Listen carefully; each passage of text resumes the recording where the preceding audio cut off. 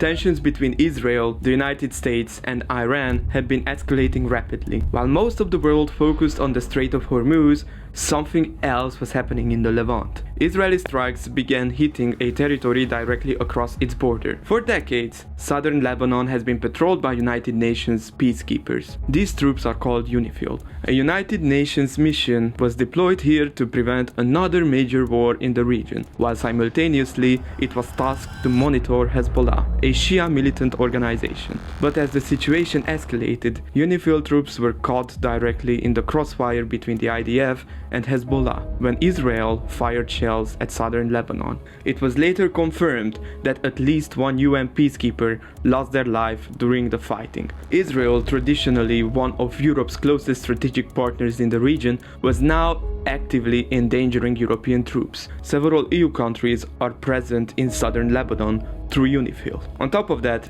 Israel's actions are destabilizing Lebanon, which is just as strategically necessary for Europe as Israel. So what is the European Union doing about this situation? Why did Israel strike this exact point on the map? And why are we talking about Lebanon on a channel that focuses on Europe? Understanding how conflicts work, no matter if they are distant or local, they are directly reshaping the European continent. And this is what we are analyzing on this channel. If you want to make sense of these hidden geopolitical connections, consider subscribing to Europe Unpacked. This is Lebanon, and it has a population of roughly 5.8 million people. Approximately 2 million people have fled their countries of origin to live here. Let's take a deeper look at the Lebanese map. These are all the refugee camps and informal settlements in the country. Among these refugees, you will find Syrian, Palestinian, Iraqi, and Sudanese families, all living together. In raw numbers, about 170,000 to 200,000 people live in these camps that were originally designed to host 50 to 60,000 people. Additionally, informal refugee settlements have also been developed. These places were built as emergency shelters, but over time they turned into dense urban districts held together by overloaded wiring, informal construction, and sheer survival. Because of these compounding factors, Lebanon is among the highest-ranking destinations for people smugglers, who routinely target Cyprus, Greece, and Italy to traffic these disadvantaged groups. And all of this is happening inside a country struggling to recover from one of the most severe financial collapses in history. Today, the central government remains so financially strained that it cannot fully pay its military personnel without foreign aid. Then came the 2020 Beirut port explosion, which dealt another blow to the economy by damaging the primary port. The country also struggles with local energy crisis, barely managing to provide electricity to its hospitals. Lebanon is also religiously fractured, with political power divided between Sunni Muslims, Shiite Muslims, Christians, Druze communities, and other religious groups through Lebanon's sectarian political system. This factor makes it quite difficult to pass legislation, since every group has its different priorities and interests. When a sovereign state is so fractured and lacks the capabilities to provide basic services to its citizens, it leaves a lot of room for outside influence and also militia groups to organize. Hezbollah emerged during the chaos of the Lebanese civil war and the Israeli invasion of southern Lebanon in the 1980s. Over time, it evolved into something much larger than an armed group. It can be described as a state within a state, because it is deeply embedded in Lebanon's political and social system, operating its own armed forces, political influence, and strong financial backing from Iran. In many parts of southern Lebanon, especially in Shiite communities, Hezbollah earned the support of doing things the Lebanese state often failed to do: rebuilding homes after wars, providing healthcare, creating jobs, organizing local security. That support grew even stronger after Israel withdrew from southern Lebanon in 2000, following years of occupation. Hezbollah declared it a victory, but the border never became stable. In 2006, another war between Israel and Hezbollah devastated southern Lebanon, leading the United Nations to expand its peacekeeping mission across the region in an attempt to stop another full-scale conflict. Its job was to act as a buffer between Hezbollah and Israel, monitor the border,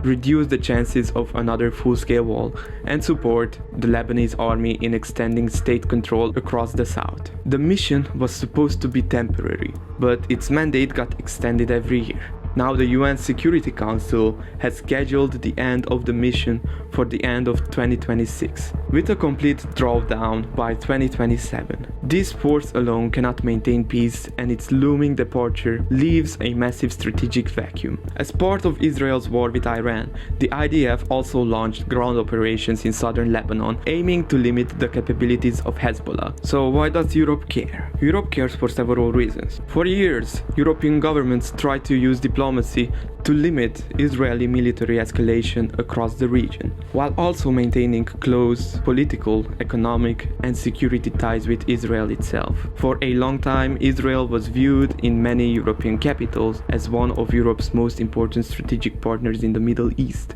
mainly because Israel was considered the only liberal democracy in the region. However, this is slowly coming to an end, and it's part of a wider trend. First, Israel is acting less like a liberal democracy and has crossed several red lines set by European leaders, with its actions in Gaza, the settlements in the West Bank, and its continued escalation in the region. As a consequence, European countries like Spain and Slovenia have implemented full arms embargoes. Italy, Denmark, and Belgium have also implemented arms embargoes, however, these are partial. European leaders realized that countries like Lebanon offer Europe a lot more than food imports and trade deals. If you think about it collectively, these countries provide the key pillars of European border security. They achieve this not only by being on Europe's frontiers, but also by actively participating in refugee hosting, cracking down on human trafficking networks, and supporting European drug crackdowns. If any of these countries suffer, Europe is the next in line to feel the consequences. And Europe already got a small preview of that during the 2015 migration crisis. Back then, instability in Syria sent massive refugee flows across the Mediterranean. European asylum systems became overwhelmed, smuggling networks exploded across the region, and political consequences inside Europe are felt to this day. So if Europe increases support to countries like Lebanon, the goal is not to take sides in the conflict, but to strengthen the only institution that can maintain internal control, and that is the Lebanese state itself. For years, Europe mostly approached Lebanon through humanitarian aid and economic assistance.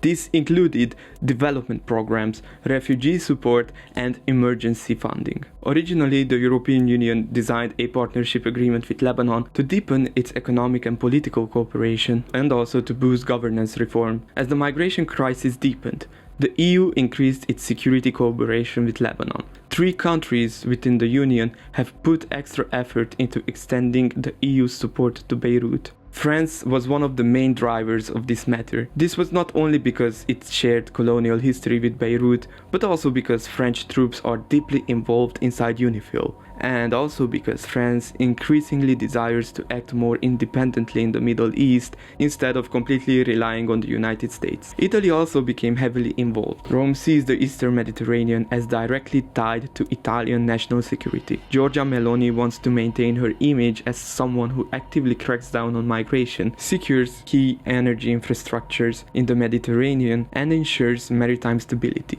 A key factor in these matters is Lebanon. Spain pushed the issue from another direction. Madrid became increasingly critical of Israeli military operations in Gaza and Lebanon, especially after repeated civilian casualties and strikes near UN positions. And this is where the European Union started activating a completely different set of tools. The first is the CFSP, or the Common Foreign and Security Policy. The CFSP is essentially the mechanism that allows European countries to move in the same strategic direction internationally, even when their national interests are not always perfectly aligned. It allows the EU to apply diplomatic pressure and sanctions, among many other things. Another tool is the CSDP, or Common Security and Defense Policy. In simple terms, the CSDP is what allows the European Union to move beyond diplomacy and start building actual security operations on the ground. Lebanon is increasingly becoming one of the clearest examples of that transition. But the most important instrument in this entire process is probably the European Peace Facility. Despite its name, it's not a humanitarian program. The EPF allows the European Union to directly finance military assistance abroad.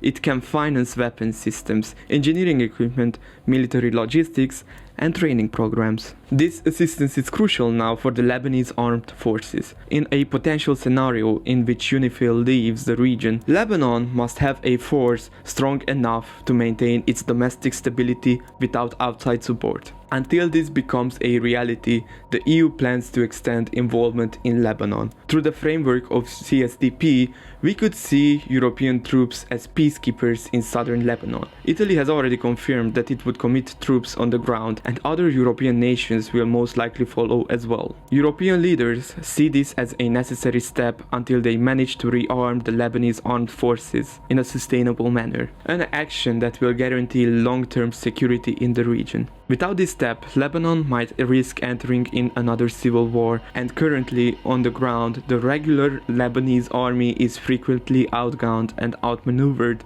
by Hezbollah. In the case of a total state collapse without a cooperative Lebanese government, can Europe truly guarantee security in the region? Can it stop another wave of refugees from entering the continent? If we don't want to face these questions tomorrow, we have to support Lebanon today. Europe isn't involved in Lebanon because it wants to be, it's involved because the alternative of doing nothing has a cost. It already paid once in 2015, and the EU is not willing to pay this again. But the Lebanese state is still fragile. Hezbollah is still there. The Israeli-Iranian tensions that triggered all of this are still present, and UNIFIL, the force that was supposed to be temporary, is still renewing its mandate year after year. And this year, its actions might come to a conclusion. The situation remains unresolved for now. So the real question isn't whether Europe should be more involved in Lebanon, it's whether what Europe is doing right now will actually be enough. In the meantime, we will be watching that closely and will report the updates. So subscribe if you want to keep up with the developments on this matter and if you are interested in European politics. Also, if you like this video, I'm pretty sure you will like the video we made on Irish neutrality. Thank you for watching.